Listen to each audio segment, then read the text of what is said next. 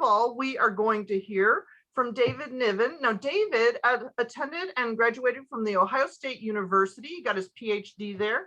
He teaches American politics at the University of Cincinnati. Now, I also want to highlight that he has quite a good way with words, and he was a speechwriter for Ted Strickland and Gordon Gee.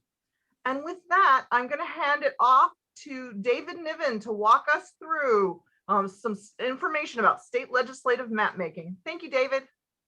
Well, thank you, Jen, or thank you, Catherine, and thank you, Jen, for inviting me. It's a pleasure to be with you all this morning.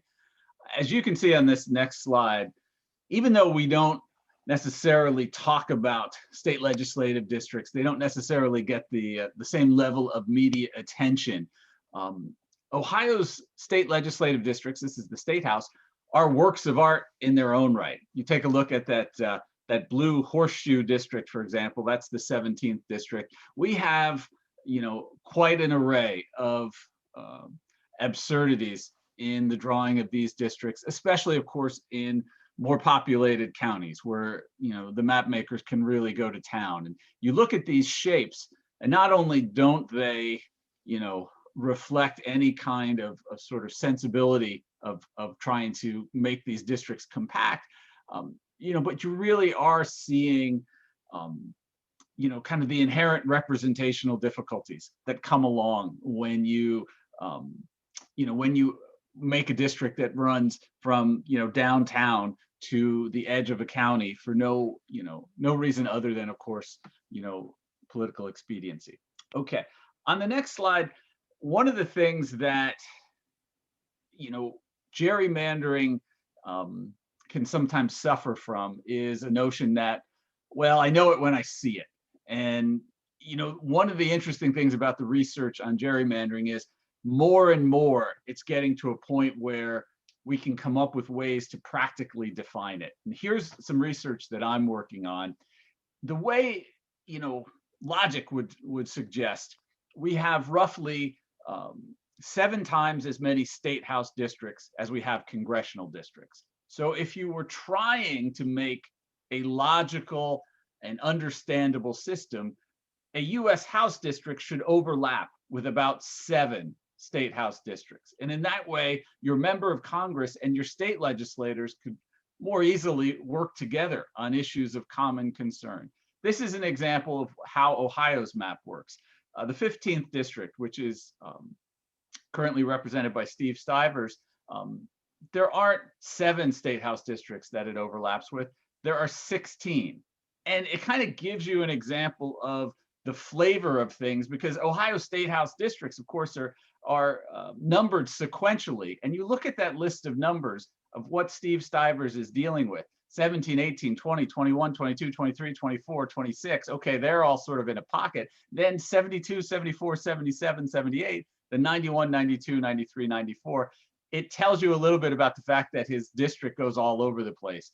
And what I would suggest to you, there's lots and lots of ways to look at Ohio's map and realize this was not done for purposes of fairness. This was not done for purposes of making it easy for people to understand. But think about this. Across Ohio, our congressional districts overlap with about 50% more state house districts than they need to by math alone. And you might say, all right, well, is that true everywhere?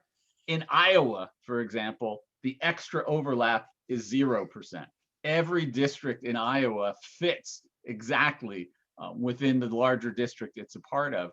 And it gets at this sort of basic question. Are we trying to make this so people can understand it? Are we trying to make this so that your representatives who work for you can work together? All right, on the next slide, one of the things that we talk about with gerrymandering is, well, it's about how many votes does it take to turn into how many seats. But the reality is, it's about ultimately the policies we get. It's ultimately about the representation that we get, or in some cases don't get. Gun violence plagues Ohio as it does in so many places. And you all remember these headlines after the shooting in Dayton and Governor DeWine appears, and the crowd chants, "Do something." And they, they speak from the heart. They speak with great, pain for this issue. And as you can see on the next slide, this was not a isolated sentiment when those folks called for a more vigorous response to gun violence. Polls, not just one, but polls found 90% of Ohioans in favor of comprehensive background checks. The background checks that we have right now, if you want to purchase a firearm, have loopholes. So effectively, if you don't want a background check, you don't have to have one. 90%. I am here to tell you, I've done lots and lots of public opinion research. You can't get 90% of people to agree on anything. And on this issue, 90% of Ohioans wanted expanded background checks. On the next slide, of course, we know what we got. We didn't get background checks. We didn't get any of the violence prevention proposals that Governor DeWine offered. Instead, we went the opposite direction. We actually went toward legalizing more shootings and in effect immunizing the use of guns for the shooter.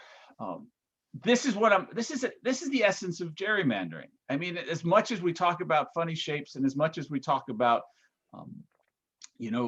exactly the translation of votes to seats, this is about policies. This is about representation and the gulf that can open between who we are, what we want, and the representation that we get. Now, on the next slide, I want to underscore just the degree to which I'm talking about this gap. Any of you today, if you go and you try and search for the NRA's grades, they put out a grade for state legislators. They grade them from A to F on how pro-gun they are. If you go right now and you Google NRA grades Ohio, you know what you'll get? You'll get nothing. The NRA has hidden the grades. As you can see here, this is what comes up. Grades not yet posted. They are so far from representing actual Ohio thinking that they're hiding their own celebration of state legislators. On the next slide, how profound is this gap? They're so far out of touch that the NRA's opponents are posting NRA grades. This is how far we've come from, a point where representatives sort of honestly and proudly stand for their record, and Ohioans get a fair chance at choosing them. And one more slide here. This is what it results in. These are the NRA grades for Republican members of the legislature. More than 100 A's, 1 B, no C's, no D's, no F's. And this chart to me really is gerrymandering. When you think about it, 90% of Ohioans, 90% want background checks. And in the legislature, the Republicans' GPA, as seen by a gun group, is 3.99. That's what we're talking about. That what as a bottom line, what gerrymandering is it's the defeat of majority views. Bottom line, what it is, it's a defeat of representation. Forget about silly shapes and forget about sort of rounding errors in one party's favor or not. This is about defying the people, and it's an astonishing gap that can open up. And I'll finish on this point. We actually now have political science research that shows every step you take toward a more gerrymandered map, the farther the legislature gets from public opinion. Every step you take, every seahorse district you draw, as you move away from compact, contiguous, competitive districts, you move away from policies that represent those people. And of course, that's the bottom line here. That's why all the folks, that's why you're in this fight. That's why, the League of Women Voters has been in this fight for so long.